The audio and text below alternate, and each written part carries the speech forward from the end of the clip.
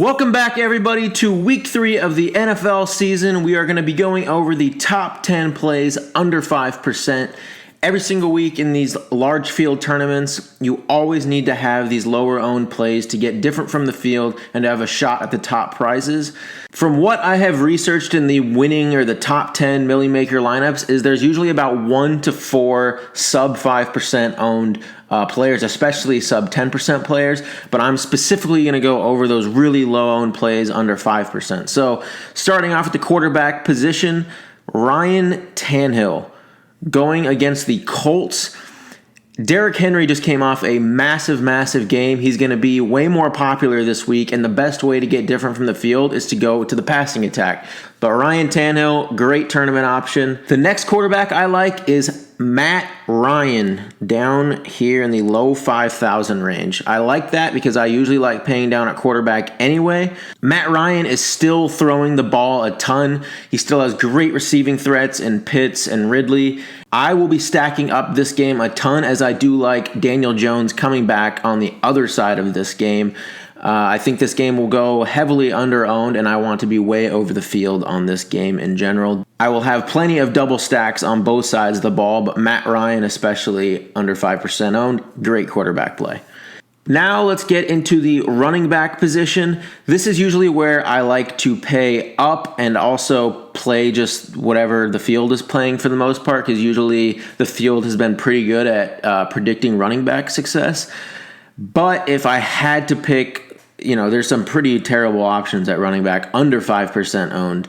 But if I had to pick a sub 5% owned running back, it would be from the Denver Broncos, and it would be Javonte Williams at 4,900 going against this horrific Jets team. I think Melvin Gordon is absolutely terrible. I would rather have O.J. Simpson on my team than Melvin Gordon, to be honest with you. Javonte Williams is a very explosive rookie, and I think he'll take over this backfield sooner than later. Going against the Jets, the Broncos defense is really good. I could see them controlling the ball most of the game, and Javonte Williams just having his breakout game here. I'll play a little bit of him, but I still like the higher percent owned running backs, the workhorse running backs, but this is just, a flyer to take in this game. Now let's get into the wide receiver position. This is typically where you want to get your sub 5% owned plays, even your sub 1% owned plays, just because the wide receiver position is the most volatile position in the NFL, so you can get those heavy ceiling weeks.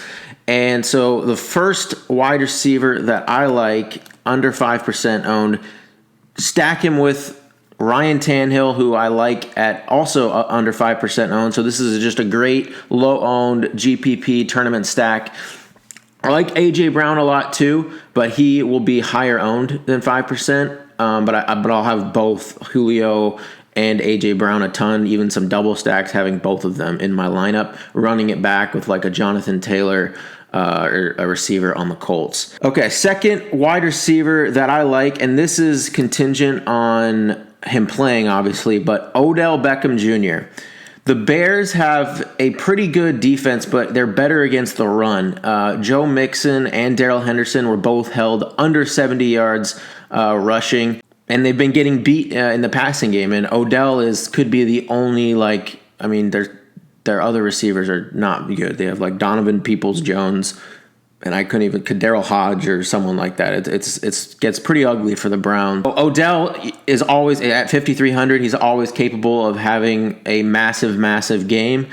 So I will have some Odell Beckham. He's a great Millie Maker play, larger field tournament play. So Odell. Last wide receiver, sub 5% owned, I like, is going to be Kenny Golladay. I didn't see the questionable tag here. Let's see what this is. Okay, just limited in practice. If anything, that Q tag will make him even lower owned, but he's already probably going to be under 5% owned.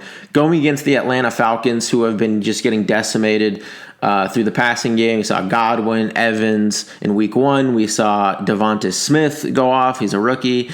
He's one of my favorite GPP plays this week. I will be way over the field on Kenny Golladay. Just how I said I liked Matt Ryan earlier, this is just a great game to get low ownership stacks. So you could get the Matt Ryan Pitts, Ridley, bring it back with Galladay, or you can go Daniel Jones, Galladay, Sterling Shepard, run it back with Pitts or Ridley. You can there's a lot of different ways you can stack this game up. They're in a dome in Atlanta. The dome environment really helps the quarterbacks and the wide receivers. So I just really like this game.